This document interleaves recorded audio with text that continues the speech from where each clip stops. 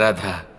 বটবৃক্ষের বীজ সর্ষের দানার থেকেও ছোট হয়, কিন্তু যখন তা নিজের রূপ ধারণ করে তখন তা বিশাল বৃক্ষের আকার ধারণ করে, যা সহস্র বছর ধরে বেঁচে থাকে, ছায়া প্রদান করে, পাখিদের আশ্রয় প্রদান করে আর দেয় পথচারীদের বিশ্রাম করার স্থান। কেন? কারণ সেই ছোট বীজ তা মাটির ভেতরে গিয়ে নিজের খোলস ত্যাগ করে। অন্ধকারে থাকে সে, যতই আলো আসুক না কেন, যতই বর্ষা আসুক না কেন, সব সহ্য করে।